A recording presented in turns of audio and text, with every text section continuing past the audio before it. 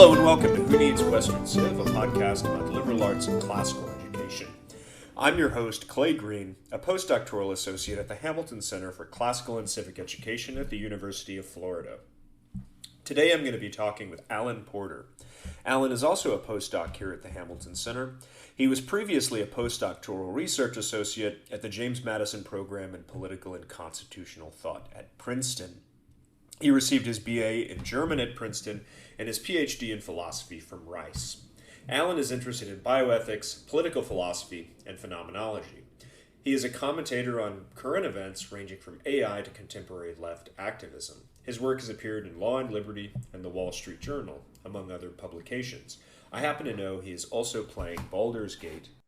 Well, Alan, I'm really glad to have you here. I actually, of course, get to talk to you all the time, but I'm grateful for the chance that other people are going to have to hear from you and hear your thoughts and your wisdom. Maybe you could start by just saying a little bit about your background. What was your educational background like? How did your interests develop? And maybe if you could just say a word about how you think the concept of Western Civ or Western civilization might have played itself out in your education. I was born in New Orleans, Louisiana, raised there. I attended a Jesuit high school, New Orleans, which is significant in this context because it's one of the few, and still is, but already when I went, it was one of the few Jesuit schools in the country that still taught Latin and Greek. I think a number of Jesuit schools teach Latin, but most of them no longer teach Greek. Of course, both of these being a staple of classical Jesuitical education. So that was also where I first got introduced to Plato, etc. I went to Princeton for my undergrad, and there I was blessed to be able to take the famous Hume sequence, which is a 4-course, 2-semester kind of intense study of the Western canon up through the Renaissance. So from the ancients to the Renaissance. There's a comparable program in STEM called like Turbo Physics or Turbo STEM or something. There's Turbo Greek in the language departments. This is basically Turbo Humanities. So it's a enormous reading load that I doubt any student completely completed. But it was without a doubt seminal for my understanding of the Western tradition and for my own education. Then I suppose it's also worth mentioning that at Princeton, and this is maybe one sort of way I took the Hume sequence wrongly. In my hubris, I sort of thought, like, well, okay, now I've studied the Western tradition. I've studied the Western canon. That's under my belt. So what's new? What's going on now? What's the most cutting edge, philosophy and theory? And so I became immersed in what we would call postmodernist continental philosophy and theory, names you might have heard of like Foucault, Deleuze, Derrida, and so on. And part of that was, at least for me, and I think for most people who identify with that form of thought, was a commitment, however nominal, to political leftism. Because just as a matter of intellectual history and a fact of sociology, this kind of philosophy tends to be practiced by and promoted by people who are on the political left. So then I graduated from Princeton. I didn't know if I wanted to continue with academia, so I spent a year in Manhattan doing TV and film production work, which, when most of your jobs are unpaid production assistantships, and you're living in Manhattan, that quickly becomes financially unsustainable. And I realized I was doing just as much reading and writing and so on as I would have been anyway as a grad student. So I decided to do grad school and to do philosophy. But for that, I knew that I had to study analytic philosophy because at Princeton in the German department, I only studied continental philosophy. And Anglophone philosophy departments, that is departments in the English-speaking world, US, UK, Australia, these tend to be dominated by analytic philosophy. So I returned to my hometown to spend a couple of years studying analytic philosophy of various kinds. And then I did my PhD at Rice.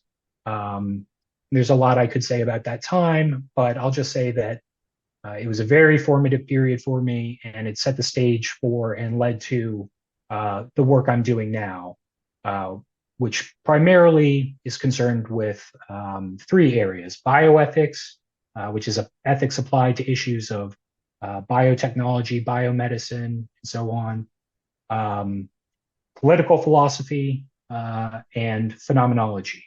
Um, which is a form of continental philosophy, but I wouldn't call it postmodernist.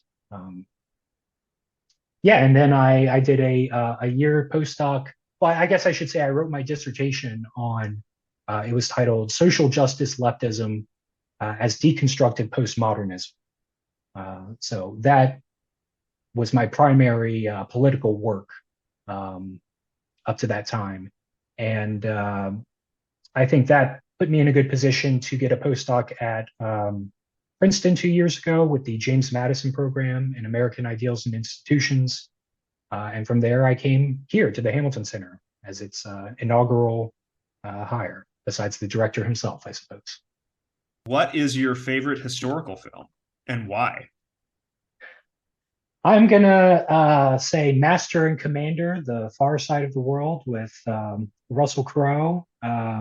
I'll try not to go into too much detail on the why, but it was a movie that I think I saw in theaters when it came out. I was a big cinephile in high school, and I found it to be very boring. I think maybe I had expectations primed by Gladiator, and Master and Commander is a different kind of film. But I rewatched it a few years ago and have rewatched it several times since then, and it's become one of my very favorite movies of all time. Um, and I think that's, it's all the normal stuff, great acting, cinematography, etc. But really, it's the historical setting and and themes and contents and details that just bring it to life for me in a way that I found very intellectually stimulating. Um, because the culture of the time, the British culture of the time, and especially on a naval vessel, was so different from contemporary American consumerist liberal democratic life. And you had like 12-year-olds being officers in command of fully grown men, and discipline was paramount. I mean, it has issues of friendship and all sorts of things. I think it's a really, really fantastic film to, that you can both enjoy and sink your intellectual teeth into. I agree. I love that film. Would you describe yourself as interested in history in general? Yes. And I would say that interest, like my ability to appreciate a film like Master and Commander, that's something that's grown over time. I would also say I wish it had started growing sooner because I am rather woefully ignorant of much of history, despite my developing interest in it. What do you think is the period that you've spent the most time reading about or thinking about? That's a good question. Probably either the Enlightenment or maybe even modernity in a slightly looser sense, or the ancient Greeks. I've always been very interested in the pre-Socratics, which are very mysterious, and there's not much we can, know definitively or say definitively about them because we only have fragments and so on. I'm sorry to interrupt, but could you just say who the pre-Socratics are? What the context is there? Sure. So these were Greek thinkers and philosophers. Well, whether to call them philosophers is debatable, but they were Greek thinkers before Socrates, hence the name pre-Socratic.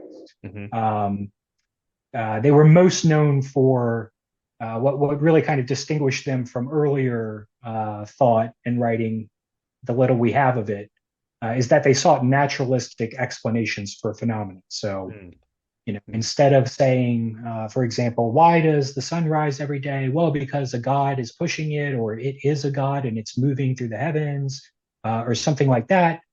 They would have some kind of naturalistic explanation. You might even call it proto-scientific. So Hmm. It doesn't sound very scientific to us today when Thales, for example, says that everything is water in the sense that everything was originally water, came from water, undergoes some transformations to look like the stuff we experience. But at the end of the day, instead of dust to dust, ashes to ashes, it's stuff to water. But he's not appealing to anything supernatural. He's appealing to a natural element to Hmm. explain. I've heard the In fact, pre-Socratics described as the beginning of Western philosophy, and I've heard philosophy is described as quintessentially Western. Does that seem right to you, or would you describe that differently? yeah, that's a tough question. We're getting into it now with some very heavy questions about the meaning of terms like the West, Western, Hmm. and so on. But just to respond to your specific formulation, I would say that the pre-Socratics are not really the beginning of philosophy or Western philosophy. Really, that comes with Socrates. And really, it only comes with Plato because we only really have access to Socrates, who, of course, wrote nothing down, just like Jesus. We only have access to him through the writings of his disciples and followers, of which Plato constitutes our primary source. Um, that said, I do think that, and of course, what is philosophy? We could go back and forth on how to define that, and which definition we adopt will determine the answer to this question. But the way I understand it, yes, philosophy is distinctly Western in the sense that it is inaugurated by Plato or Socrates, if you like. Um, and so the very notion, philosopher, philosophy, philosophia, love of wisdom, this is something that emerges in the ancient Greece of Socrates' time in a particular historical context and contrast. Namely, he's contrasting philosophers like himself, lovers of wisdom, questioners, inquirers, with people who claim to already have wisdom, sophists, people who claim to have knowledge, to have the answers, who don't primarily see themselves as questioners, but answerers. Hmm. Um, and That's great. there's a lot you could read into that about like, philosophy being most essentially about philosophizing, an ongoing, open-ended activity rather than some stock of achievements or results. Um, yeah, there's a reason that most of Plato's dialogues end in aporia. That is, they end without, most of them are searches for satisfactory definitions of concepts like beauty, justice, piety, and so on. And most of these dialogues end in aporia. In other words, he doesn't arrive at a satisfactory answer. The question is left open. But what you're provided with is a model for inquiry, for questioning. Hmm. I'm there to take it. So, Alan, there's a relatively well-known article in The Guardian from 2016 called "There is no such thing as Western civilization." Now, I know this is a really big question, but would you say that you agree with that article? Do you think there's such a thing as Western civilization? And if there is, what do you think is the basis for it? That is a big question, and I haven't read the article, but just to speak for my own part, I don't use the term Western civilization that much, but I'm going to answer yes. There is such a thing. That is a meaningful term. And the way I would understand it, again, not really using this term civilization much myself, I would understand it in terms of tradition. So the Western tradition. And so there's the same question about that, of course. Is that a meaningful term? Is there such a thing as the Western tradition? Or is that just an abstraction that we are distorting reality by imposing it on reality? And I think that it is a meaningful term. Why? Because I think it's a category for grouping a set of traditions, a plurality of traditions, which themselves in turn deserve to be called Western. So what is this what is this plurality of traditions? In virtue of what should they all be grouped together as Western, such that we can have speak of a meaningful category like the Western tradition as though it's this one thing, even though it's plural and so on. I mean, there's a lot of answers here, a lot of interesting questions to be asked. But for me, what it comes down to is these are traditions which are intelligibly related in terms of their contents from a historical perspective. So, for example, you could look at a tradition like, say, British utilitarianism. That is a tradition in ethics and moral theory that emerges out of a conversation with prior tradition and prior traditions of various kinds, but all going back ultimately one way or another to Plato in this origin of Western philosophy. Um, so the reason I would count something like British empiricism or utilitarianism as in continuity with a Western tradition or a set of Western traditions that meaningfully go back to the very beginning in Platonic philosophy uh, is because the positions in those movements were developed out of dialogue with those, with what had come before. Um, so they don't just follow them chronologically. They're not just Western because they, are geographically located in the Western Hemisphere. There's something to do with the contents of the theories themselves that you can't understand unless you understand the previous historical context.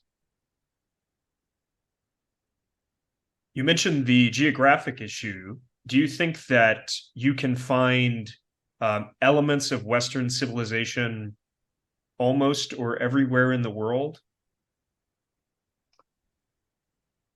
Well, I mean, this is an interesting question. I'm not sure I can really answer so much as just question a bit further. It's something I've thought about a bit, and of course, why would one even think that this might be the case? Why would you think that the West might be found in the East? Isn't that a contradiction in terms? But of course, one of the distinguishing features of the Western tradition is this concern with and claim to universalism, right? So from this is especially the case with the rationalists, but even the case, sentimentalists like Hume. He thought human nature was everywhere more or less the same, even though he wasn't a rationalist. But someone like Kant, Plato, they think Western reason is universal reason as such. So if that's the case, then yeah, you should expect to find certain elements of the Western tradition probably not configured the same way as they would be in the West, but you would expect to find, some elements of this tradition elsewhere if the tradition is truly universalistic. And so you could, stuff like the law of non-contradiction, say, and other basic axioms of logic, first formalized by Aristotle, unrevised until the dawn of the 20th century, organizing principles for all reasoning and discourse in the Western tradition.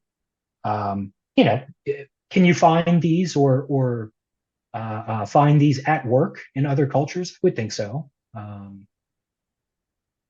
without a doubt, in fact.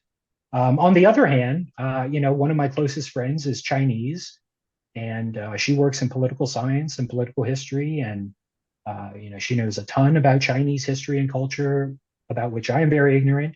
And she insists that the West, in fact, is unique or distinct in the sense that a lot of the basic concepts and theories and tendencies and so on that we associate with what the West in its distinction, she says, cannot be found at all in the East, or at least in China, in Chinese culture and history. So for example, Plato, the question of the good is in a way the ultimate Platonic question. What is the good? How do we know it? And you can read pretty much the rest of Western thought and history in terms of this question and various applications of it and explorations of it. And my friend insists that the Chinese simply lack this concept historically. So that's what I'll say. It's an open question for me, but one well worth exploring. Yes, that strikes me as pretty important. Philosopher who's influenced me a lot, Leo Strauss, would distinguish the good, especially in Plato, from, for instance, the customary. And the idea is that in many societies, these things are simply identical. So I think your friend's suggestion makes some sense. The other thing she said was essentially that harmony plays the role in terms of ideals in China, in Chinese history, that the good does in Western history. And if that's true, that's very interesting because harmony is a good. In fact, in the Republic, Plato defines justice in terms of harmony. Justice in the individual is harmony of the three parts of the soul.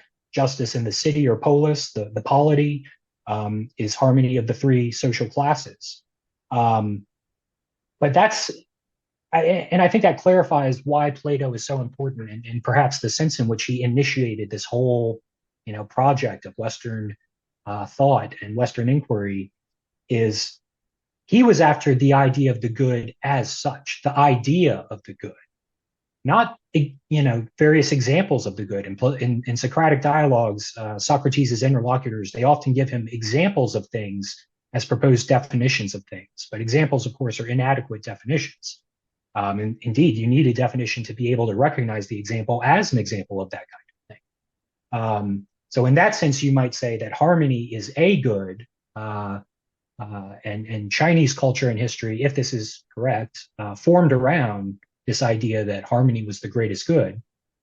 But in the West, you have Plato, and it's the question of the good as such. Not this or that good, but the idea of goodness. I'm always reminded of this Neal Stephenson book. He's a great sci-fi author, and he wrote this quasi-sci-fi book called Anathem, which is a sort of alternate history, alternate reality type thing. And there are analogs, fictional analogs in this book for a number of figures from the history of, from real history, but especially the history of philosophy. And his name for the Plato of this universe is Halicarn. And he has this story about, one day Halicarn had this vision of the triangle. He saw it up in the sky, as though luminous, and, it shattered his mind. Like when, the allegory of the cave, the guy breaks out of his chains and goes outside and sees the sun for the first time, and he's blinded by it. And the point was, he saw the form of the triangle, the idea of the triangle, the perfect mathematical triangle, as it were, which is not something you can perceive with your senses, because it's an idea. But that's, Stevenson, I think, shared my view that, like, Plato's ascent to the level of concepts and conceptuality, purely conceptual thought, is really what initiates this, this great conversation that constitutes Western intellectual history. Yeah. Do you think that young people today, maybe in America, think of themselves as Western, or do they think of themselves as maybe citizens of the world? Most of them probably the latter. What do you think is the significance of that? Oh gosh, I guess it has a lot of significances depending on which register, which kind of discursive register you have in mind or are concerned with. But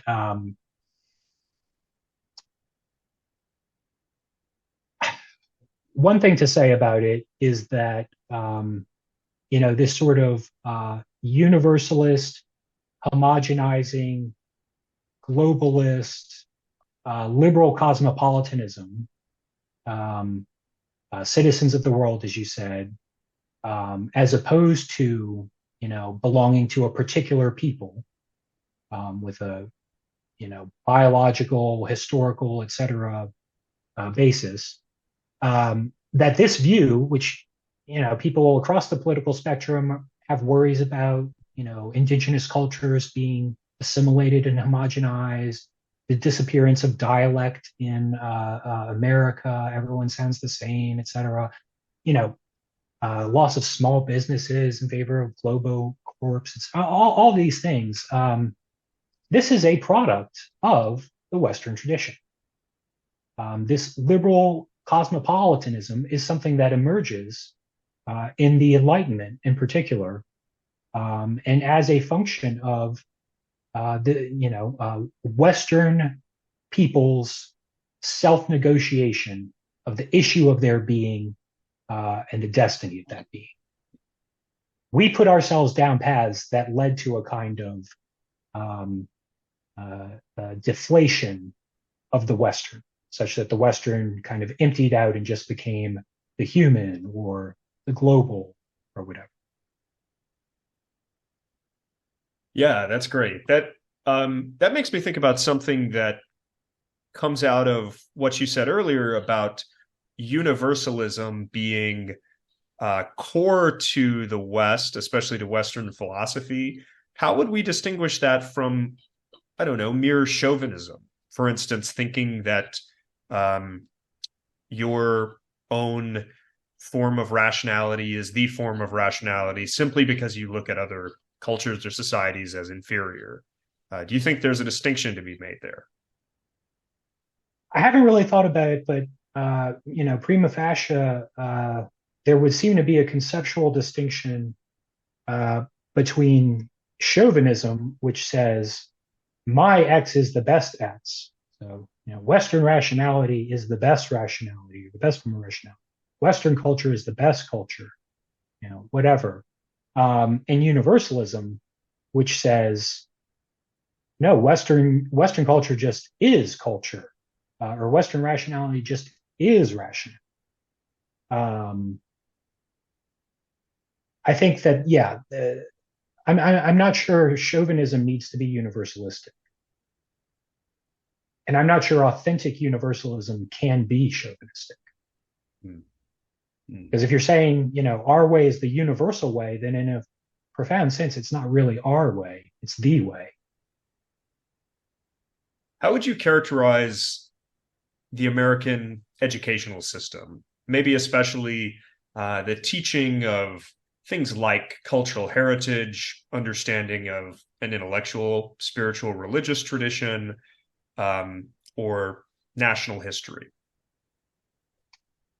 Well, I don't want to generalize too much, but I can sort of hardly fail to do so if I am going to actually answer the question. So um, I'll just paint in broad strokes without fear. And I'll say that I think today,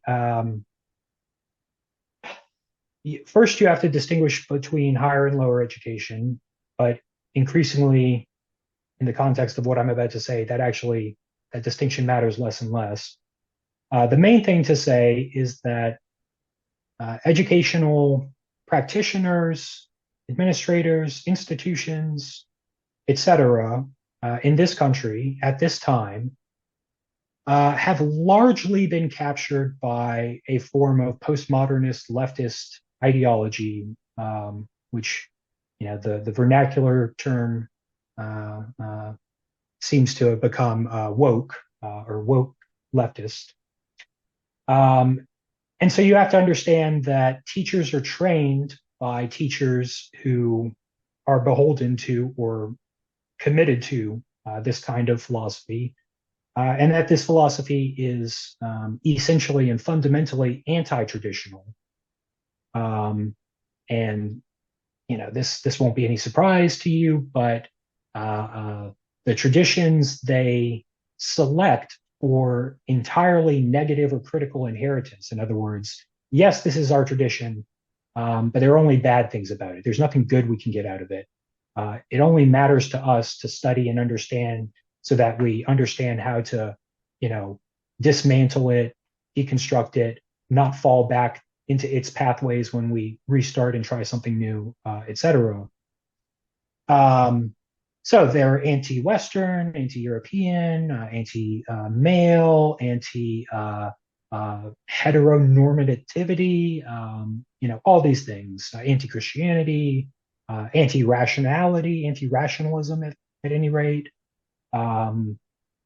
So it's no surprise, I think, that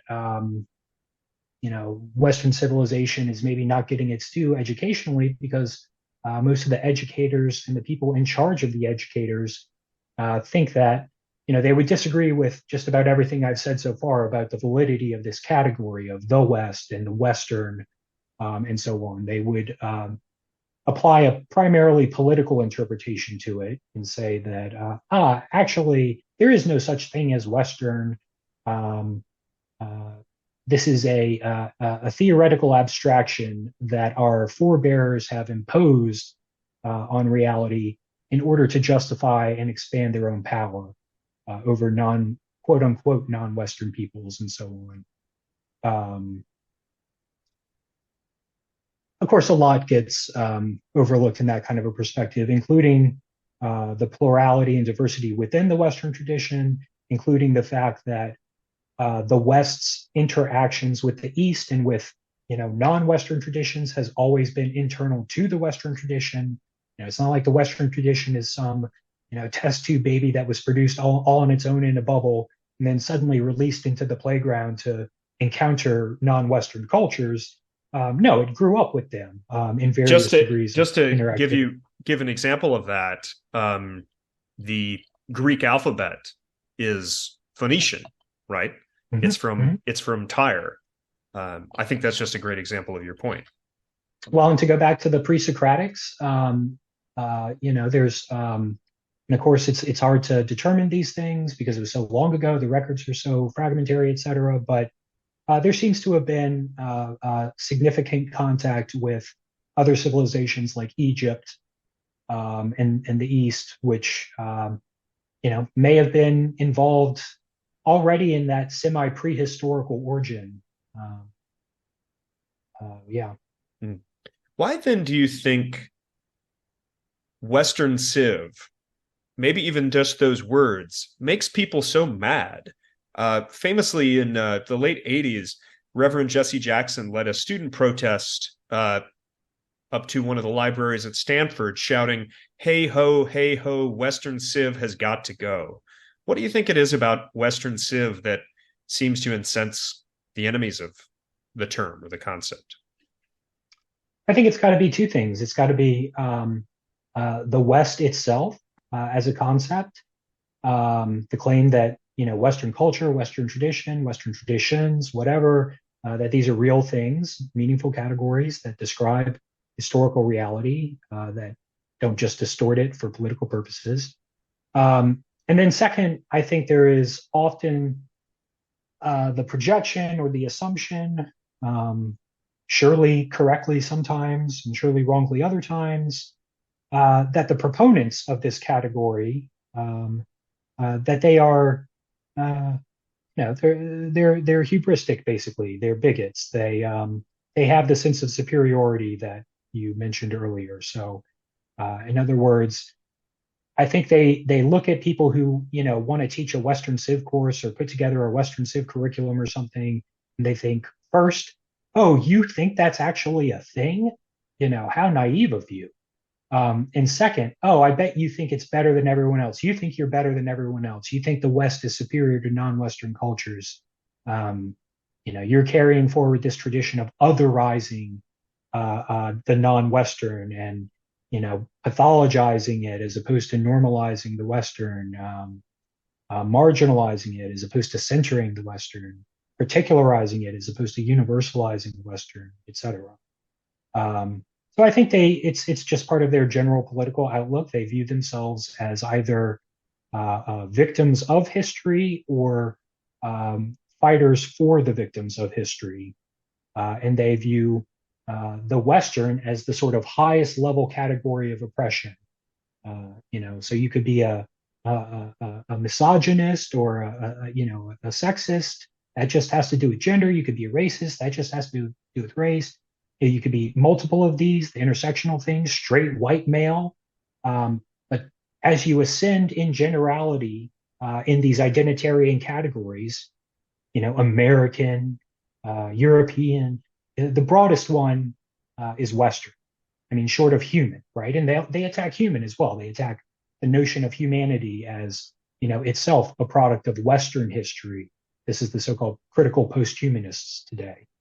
But yeah, I think that's the idea: is the history of the West is a history of oppression. It's the history of philosophy and these thinkers who came up with these universalist theories to gaslight marginalized peoples into thinking that they were just inferior and deserved oppression and so on. So we should deconstruct it, dismantle it, and rebuild, start from scratch and build something new. What that is, they seem to have no idea, but there's a bit of an irony there, isn't there? Because what could possibly be more Western than doing that?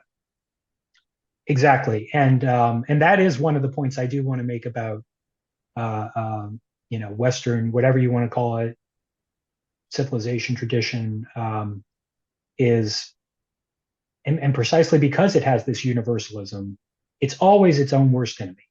Um, it's in a way, it's really always its own only enemy. Um, Hmm. Hmm. Could you maybe say a little more about that? Maybe about how that's appearing in our culture today. What do you think are the most significant threats to the idea of teaching the Western tradition today? Some of these things we've talked about already, but what do you think are the kind of concrete or ideological threats that we should be aware of? yeah, so that's a good way to help me specify what I was trying to say just now. So, I mean, I think there's one sense in which the West today has an external enemy, and that's geopolitically, and I think it's China. And there's a lot that can be said about that. But really, I think that's the only sense in which the various crises of the West and Western identity have to do with an external enemy. Metaphysically, I think the greatest threat to the West is what Heidegger called inframing, or the metaphysics of inframing, or technological inframing. Politically, I think it's at least with regard to domestic politics and so-called, culture warring and so on. I think it's wokeism or woke leftism, this form of illiberal postmodernist leftism. Um, and both of these, and I also mentioned, the deflation and homogenizing, globalizing aspect. All of these are products internal to the tradition, or they're produced from the tradition. Postmodernist leftism. Well, postmodernism comes out of the tradition, as does leftism. Marx develops the originary modern political leftist orientation. How? Through a dialogue with Hegel's philosophy of history and metaphysics. And of course, not just Hegel, but going back further as well. So leftism, the postmodernism, the politics, even the geopolitics, all of these are products of our own tradition, with the exception of China, which is, it stands apart as an alternative tradition. So, as Lenin said, what is to be done? What is to be done about these threats to the West? How could friends, maybe even just of the teaching of Western Civ, contribute something to pushing back against some of these internal, maybe hypercritical, maybe overcritical tendencies? Yeah. So I think, this is another one where we could have an entire 3-hour podcast just from this question. So I'll maybe stay at a pretty general level and maybe give a couple of examples to get concrete. But generally, I think it depends on who you are, right? So administrators, teachers, students, alumni, parents, politicians, citizens, all of these can push back on these threats in different ways. But I think at the most general level that would apply to all of them, I would recommend, one, thematizing the issue, explicitly thematizing it, and two, courageously defending it, or defending your position on it. So, for example, if you're an alumnus, say at my alma mater, Princeton, which is extremely dominated by this sort of woke leftist ideology, but which also has, like I said, this wonderful program, this island of the Western tradition in its environs, the James Madison program. So if you're an alumni of Princeton and you care about Western civilization, you're dismayed by the fact that they're deconstructing the classics department and so on. Well, I would stop giving. I'd stop doing alumni giving and donations, and I would start doing your giving to the James Madison program. That's a very simple thing. Or here at where we are now at the University of Florida. If you're an alumnus or a billionaire, Floridian, or whatever it might be, but you're looking to put money into education, then don't just give to the largest level institutions, namely universities and colleges. Look specifically for programs that promote this kind of education, like the Hamilton Center, like James Madison program. There are others at other institutions. Um, Legislators and politicians, that's maybe a tricky one. I could offer thoughts on that, but students, for example, teachers and students, thematize these issues and do so courageously. If you're a student, seek out this kind of education. If your university's history department only offers courses that are transparently politically ideological, and you can't find a basic education in classic text from the Western tradition, then seek out a program like this. Seek out a school like this if you haven't yet applied to school, et cetera. Parents, citizens, vote, be active on school boards, that kind of thing. I mean, there are all these things, but I think the general lesson is make it an issue, and be courageous in your defending of your position on it. Because a lot of these battles are lost through apathy or a kind of cowardice, which leads one not to fight in the first place. But we should be able to say, yes, this is important stuff. It's an important category, important curricula, important traditions, etc.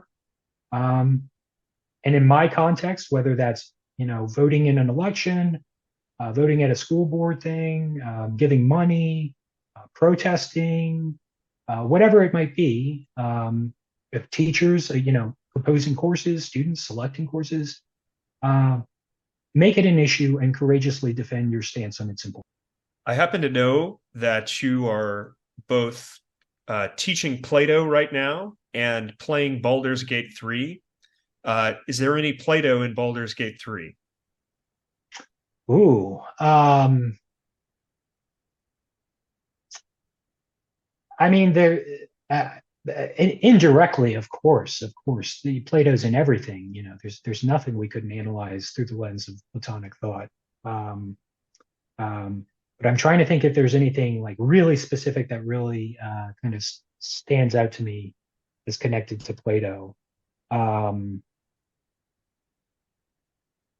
Hmm. Well, maybe the Euthyphro problem. So, are good things good because the gods say so, or did the gods say they're good because they are good? Mm. That's maybe a question that's coming up because, of course, this is a fantasy world with gods and demigods and angels and demons and Lovecraftian monsters and so on. But no, actually, you know what? No. What I'll say is it's the preeminent Platonic political question of who should rule and why, and what is the good. What should the good of ruling be? This is the classic debate between Socrates and the original, personification of the moral skeptic in Book One of the Republic, namely Thrasymachus. Thrasymachus thinks justice is just the advantage of the stronger. More specifically, the advantage of the established rule. So, if you're a dictator, you seize power through force, well, then you make the laws and you say what justice is, and justice in your city is what benefits the regime, right?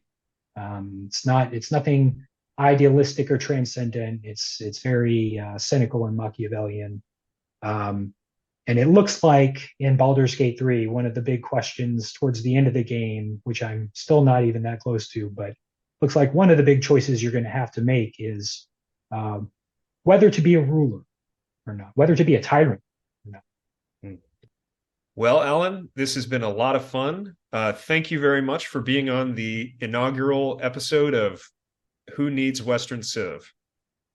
It's been a real pleasure, Clay, and I'm excited that you're launching this podcast project. I think it's going to go very well. I think you're the perfect person to do it. And yeah, as the inaugural Hamilton Center postdoc, I'm glad to be the inaugural postdoc podcast, rather. Yes. You got me by 5 or 6 months. Yeah, just barely. But I claim the distinction. You earned the distinction. All right. Take care, All Alec. right. Take care, Clay. Thanks again.